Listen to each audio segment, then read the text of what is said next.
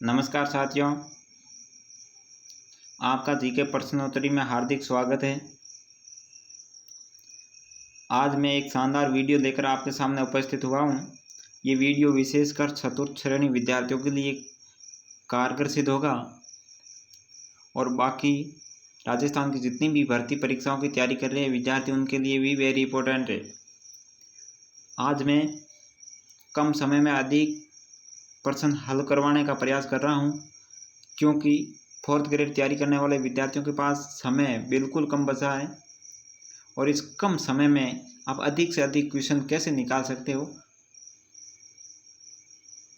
इसलिए मैं आज थोड़ी स्पीड रखूँगा। आप भी मेरी ये स्पीड आपको यदि कम लगे तो 2 गुना या 3 गुना में वीडियो करके देख सकते हो, क्योंकि ये वीडियो मैं छांट कर ऐसे क्वेश्चन लाया हूँ जो आपको आने वाली परीक्षा में देखने को मिलेंगे। साथियों, मुझे भी समय कम मिलता है, फिर भी मैं आपके लिए कंटेंट शानदार तैयार करके लाता हूँ, क्योंकि कहीं मेरे साथ साथ आपका भी भला हो। इसलिए मेरा भी प्रयास रहेगा कि मैं बेहतर से बेहतरीन आपको कंटेंट दूं और आप उसको स्थिर दिमाग ध्यान लगाकर सुनोगे अंत तक। और आपको यदि ये वीडियो अच्छा लगे, क्वेश्चन अच्छे लगे, तो चैनल को सब्सक्राइब करना और शेयर करना ना भूलें साथियों, क्योंकि आपका प्यार ही हमें हौसला देता है, आपके लिए समय देता है। तो फटाफट मैं आज शुरू करता हूँ। पहला ही क्वेश्चन, क्या कितनी रियासतों के एकीकरण से राजस्थान राज्य बना है? तो आपको पता होगा राजस्थान का एकीकरण 19 रियासतें मिलकर हुआ है। राजस्थान के एकीकरण के समय 19 रियासतें और 3 ठिकाने थे, याद रखना। और राजस्थान का एकीकरण 1 नवंबर 1956 को पूर्ण हुआ। राजस्थान स्थापना दिवस 1 नवंबर को मनाया जाता है इसलिए, और राजस्थान दिवस 30 मार्च को मनाया जाता है, ये ध्यान रखना।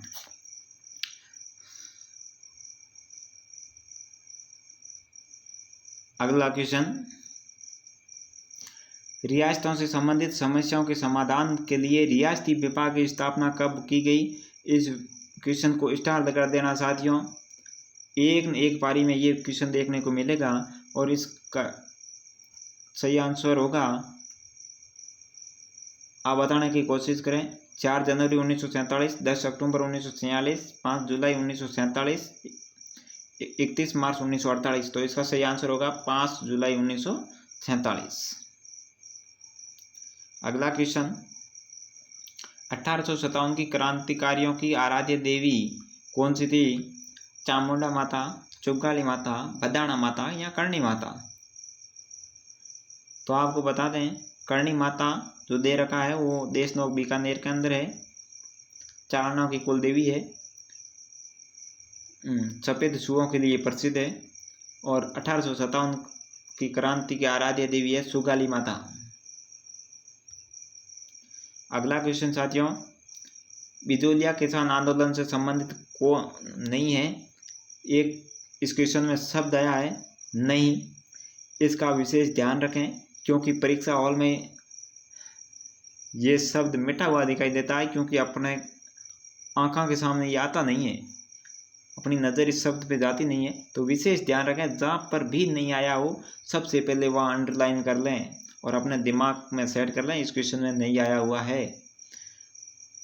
तो इसमें नहीं तो अपने को नहीं दिखेगा तो सीधा ही पहला ऑप्शन देखेंगे, साधु सीताराम दास जी, हाँ बिल्कुल बिजोलिया आंदोलन से संबंधित थे, ये आंसर राइट हो जाएगा। ऐसा नहीं, इसलिए नहीं का विशेष ध्यान रखें। साधु सीताराम जी बिजोलिया से संबंधित है। विजय सिंह पथिक जी, ये भी बिजोलिया आंदोलन से संबंधित है। रामनारायण चौधरी जी साहब भी इस आंदोलन से संबंधित है। तो इसका सही आंसर होगा हरिभाऊ उपाध्याय। अगला, राज प्रशस्ति के रचयिता थे, वेरी इंपॉर्टेंट है, आपको सीधा ही बता देता हूँ, रणछोड़ भट्ट तेलंग। अगला साथियों, इंडिया जीके से संबंधित है, जल्दी से निकाल देते हैं कि तराइन का द्वितीय युद्ध कब हुआ? तो तराइन का द्वितीय युद्ध 1192 में हुआ। और तराइन का प्रथम युद्ध 1191 में हुआ। अगला क्वेश्चन आपके लिए वेरी इंपॉर्टेंट रहेगा। अबुल फजल ने किस दुर्ग के बारे में लिखा है? और दुर्ग नंगे है परंतु ये दुर्ग बख्तर बंद है। तो ये दुर्ग था और अबुल फजल ने लिखा है। ऐसे क्वेश्चन कई बार आए हैं और आने की संभावना है। याद रखना रणथंभौर इसका सही आंसर होगा। अगला, बुलाग नामक आभूषण शरीर के किस अंग में पहना जाता है? वेरी इंपॉर्टेंट, कई बार पूछा है, फिर भी अपना ध्यान नहीं है। मेरे जैसे साथियों का तो ध्यान होना कम स्वाभाविक है, लेकिन महिलाएं ज़्यादा से ज़्यादा आभूषण पहनती है और कहती भी है कि मुझे वो करवाना, लेकिन उन्हें ये पता नहीं होता कि एग्ज़ाम में कौन से आभूषण पूछे जाते हैं, वो उन्हें याद नहीं होते और वो ज़्यादातर महिलाएं ही गलत करके आती है। पुरुष तो फिर भी रटा कर सही कर देते हैं। तो बुलाग नामक आभूषण नाक में पहना जाता है। अगला क्वेश्चन आपके लिए नया है। स्त्री के बालों में वेणी में गूंथा जाने वाला आभूषण कौन सा है? ये है गोमण। कहीं गोफण मत करके आना, क्योंकि गोफण एक पत्थर फेंकने के लिए होता है, जो पशुओं को भगाने के लिए, पशु पक्षियों को, और गोमण ये एक प्रकार का आभूषण है। अगला क्वेश्चन, आमेर महल का निर्माण किसने करवाया था? सवाई जय सिंह, भगवान दास, मान सिंह प्रथम, प्रताप सिंह। तो इसका सही आंसर होगा मान सिंह प्रथम। अगला, मोरडा, मुंडा व रामपुरिया की हवेलियों के लिए प्रसिद्ध जिला कौन सा है? आपकी जानकारी के लिए बता दूं, यदि क्षेत्र का पूछें कि कौन सा क्षेत्र हवेलियों के लिए प्रसिद्ध है, तो वो है शेखावटी क्षेत्र, क्योंकि एक गांव में 2-2, 3-3 हवेलियां बनी हुई है सीकर और झुंझुनू के अंदर। तो हवेलियां के लिए प्रसिद्ध क्षेत्र है शेखावटी का क्षेत्र। और इधर अपने पश्चिमी इलाके में देखें, जैसलमेर में भी हवेलियां हैं। पटुआ की हवेली, सालिम सिंह की हवेली, ये जैसलमेर के अंदर भी है। और रामपुरिया की हवेली वेरी इंपॉर्टेंट हवेली है। ये बाकी वाले नाम सुने नहीं होते हैं, फिर भी इस प्रकार के क्वेश्चन आजकल आने लगे हैं जिसमें एक नाम जो इम्पोर्टेंट होती है हवेली हो, चाहे और किसी क्षेत्र से क्वेश्चन पूछ ले, एक नाम बढ़िया देते हैं। खनिज लवण से संबंधित पूछते हैं तब भी एक स्थान का नाम देते हैं जो प्रसिद्ध हो, और बाकी छोटे छोटे दे देते हैं। तो रामपुरिया की हवेली किसको पता नहीं, सबको पता है कि बीकानेर के अंदर है। तो इसका सही आंसर होगा बीकानेर के अंदर, क्योंकि ज़्यादातर विद्यार्थी हवेलियों का नाम आते ही बीकानेर कोई जाएगा ही नहीं। जैसलमेर, सीकर, झुंझुनू के बारे में विचार करेंगे या छोड़ के आएंगे। तो ध्यान रखना रामपुरिया की हवेली है बीकानेर के अंदर। अगला, निम्न में से कौन सा युग्म सही सुमेलित है? इसमें पूछा है सही सुमेलित कौन सा है। इसका मतलब 3 गलत है, 1 राइट है। मुकुंदरा हिल्स, माउंट आबू नहीं, कोटा में है। रणथंभौर, इसने कह दिया कोटा नहीं, सवाई माधोपुर।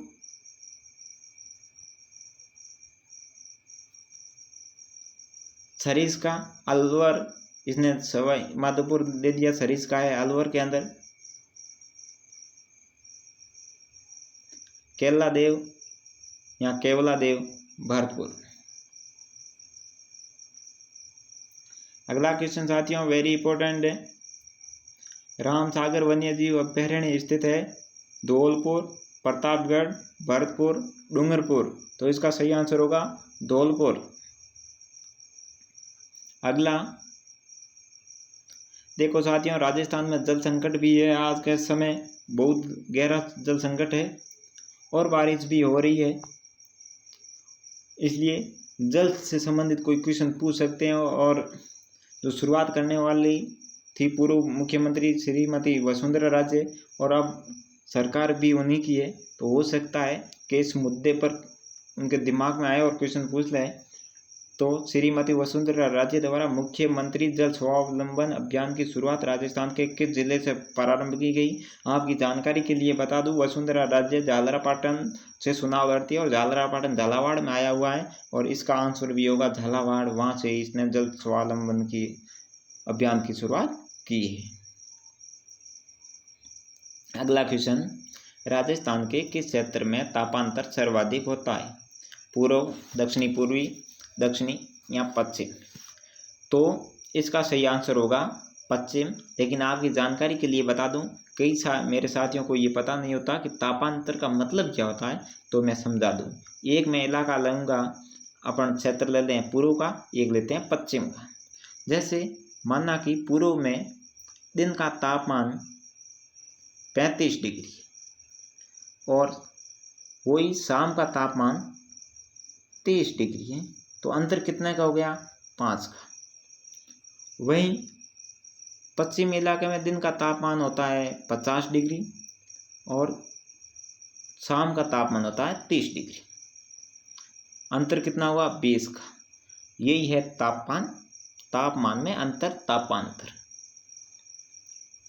इसलिए पश्चिमी क्षेत्र में तापांतर अधिक है। ये वास्तविक स्थिति है, क्योंकि वहाँ दिन में ज़्यादा गर्मी पड़ती है और शाम में कम पड़ती है। और तापांतर दैनिक तापांतर होता है, एक दिन का देखते हैं। मासिक तापांतर होता है जो महीने का देखते हैं, और एक वार्षिक तापांतर होता है जो जितने भी समय का बोला है उसके साथ तापांतर जुड़ जाता है। अगला क्वेश्चन, अब देखो, मानसून शब्द किस भाषा के शब्द से बना है? हाँ, यहाँ शुरुआत में शब्द लिखा हुआ है वो गलत है। शब्द ये होता है क्योंकि आपके हिंदी भी है और शब्द शुद्धि विशेष ध्यान रखना, यहाँ त्रुटि हो जाती है। अंग्रेजी, जर्मन, अरबी, फारसी, तो मानसून याद रखना फारसी भाषा का शब्द है। अगला, अलाउद्दीन ने किससे जीतकर उसका नाम खिजराबाद रख दिया? तो वो दुर्ग कौन सा था? जालौर, चित्तौड़गढ़, चिवाड़ा, नागौर, और एक है अनुत्तरित प्रश्न। अब 5 ऑप्शन आने लगे। यदि आपको क्वेश्चन छोड़कर आते हो तो 5वां ऑप्शन भर के अवश्य आना, नहीं तो आप कहीं माइनस हो सकते हो। इसलिए विशेष ध्यान रखें, आप यदि क्वेश्चन नहीं करके आते हो तो 5वां ऑप्शन जरूर भरें। तो इसमें होगा चित्तौड़गढ़। चित्तौड़गढ़ का दुर्ग जीतने के बाद में उसने अपने बेटे के नाम पर नाम रख दिया दुर्ग का खिजराबाद। अगला क्वेश्चन साथियों, आज़ादी के दीवाने की स्वतंत्रता सेनानी की रचना है? गोकुलबाई भट्ट, मोतीलाल तेजावत, हरिशंकर गोण, विजय सिंह पथिक। तो आज़ादी के दीवाने विजय सिंह पथिक। याद रखना, वेरी इंपॉर्टेंट है।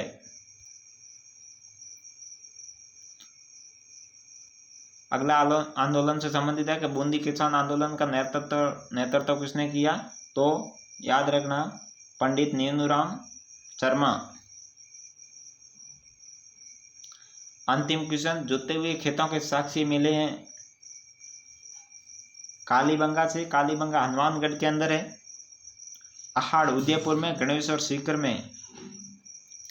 क्योंकि आज के समय सभ्यताओं से ये क्वेश्चन आना तय है और कालीबंगा से पूछे जाते हैं क्वेश्चन है।